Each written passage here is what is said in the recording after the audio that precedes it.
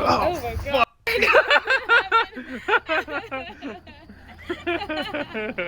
Alright, well, we just picked up this Char-Broil grill for $75, so it's a pretty good deal. Came with a cover. It looks in pretty good shape. Let's check it out. So I got this cheap grill. I only paid $75 for it on Facebook Marketplace.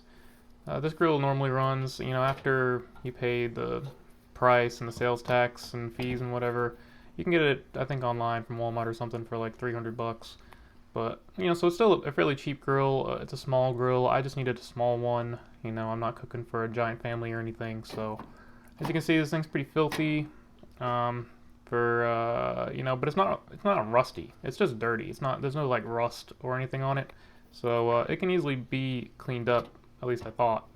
Right there, it's just kind of bent and stuff. I got to figure out how to get this back on. I'm just gonna bend that little piece back there, and then it should easily hook onto that little spot. But yeah, looks pretty good. I just have the bolt here. I couldn't find the nut. I think it fell out of my car, and just got to find a little nut for this little bolt right there, and then that piece will go on pretty easily. So I have this little bolt from the grill that fell out, and I looked in the driveway, and I don't know where the nut is that goes to it for that side shelf on the grill. But I have this little thing here that has all the different sizes of nuts and bolts. It's really handy if you lose a nut or a bolt. It has the threads on one side. If you are looking for a nut, you can screw it on there. And then this is where you can decide you can screw your bolts into. But I'm always missing nuts and bolts, so this set has helped me out a lot.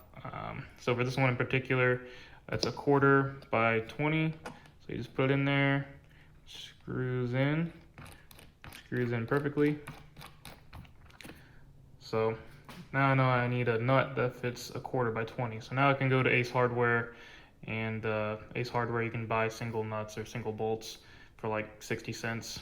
And I'm always, having to go there and pick up a nut or a bolt for something. So I'll go ahead and leave a link in the description for this set. It's helped me out a lot, and it'll probably help you out a lot too. And I'm at Ace Hardware. It's 55 cents for this little nut to go on my bolt that I had. And I'm just spraying down the grill now, just getting all the, loose crap off of it. I'm going to spray some degreaser on it. Try degreaser out. And basically, it says on the instructions you got to wet, whatever you're degreasing first. So I'm just getting it nice and wet, trying to knock off any loose crud that's on this cooktop here. It says Zep Industrial Degreaser. I went ahead and sprayed it on there pretty good. I laid it on pretty thick and heavy. I got a lot of that crud off with the power washer, and I'm going to try this out. And basically, I let it sit there for a little bit, but the instructions say you don't want it to dry. So I gave it a couple minutes to sit there and do its thing, and then I took a car wash brush, and I really scrubbed this thing, but a lot of that, and it got off around the handles and the grates and everything, but that top piece there, the inside cover where it's all yellow and brown and gross, I was scrubbing that really good, but it was not, I thought it was just gonna, come right off or swirl around and stuff when I started, after I sprayed that degreaser on it, but it wasn't really, it was giving me kind of a fight. The outside looked pretty good though. I mean, I got a lot of stuff off of the outside of it. Now I would say, after I was all done, I got this grill pretty clean, and I'd say this degreaser was, I wouldn't say it was a big waste of time, but there's definitely a better method I use at the end of the video. And so this can all be avoided, all this scrubbing and hard work can all be avoided if you just use the right chemicals. I thought you could just pretty much use anything and scrub it with a good brush and it would just come off, but that stuff on the inside of the grill, that's just caked on there really good, and you need something that's going to eat away at it. And this degreaser just wasn't exactly, the right stuff for the job. So I'm using the power washer now, and it's just, like the grates look pretty good, the outside of the grill looks pretty good, but the inside, where all that nasty yellow stuff is not coming off very easily. If I had a stronger power washer, maybe it would blast off, if I had one that was super, super strong. This one is just used for like washing cars, and, it's super short, it has a little shorty nozzle there, so it's, you know, nice to get into little hard to reach areas, and it's very convenient and maneuverable. But yeah, I don't know. Maybe if I had something a lot stronger, it would go pretty good. The inside here comes off. Just the side piece, not the top piece, but this side piece, the power washer is getting it off pretty good. And just showing you that real quick.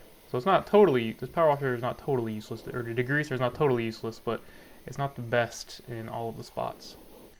Here I just got a longer nozzle on there so I can hit some, you know, get a little deeper in there, clean the inside a little better. But yeah, this grill was only 75 bucks.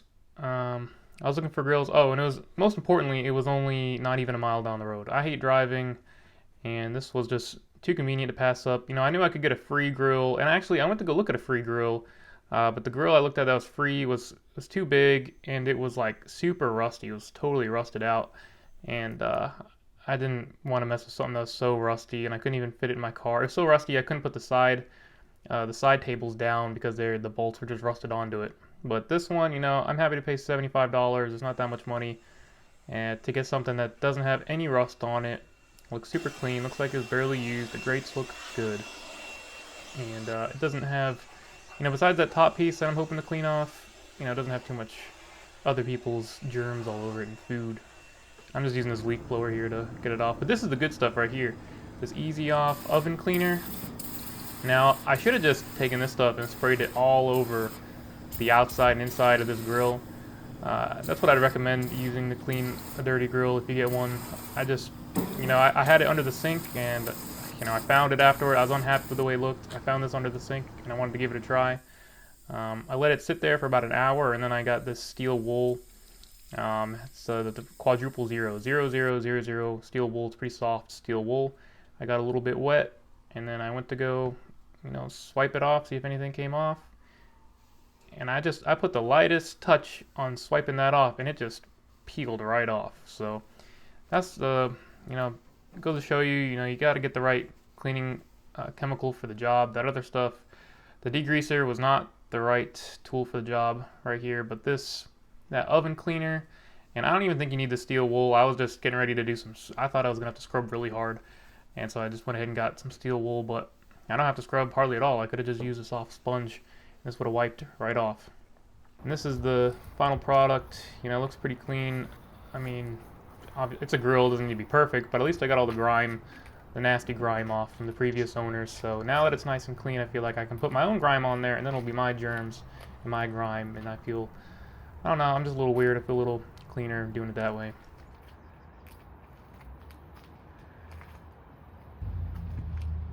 And that's it.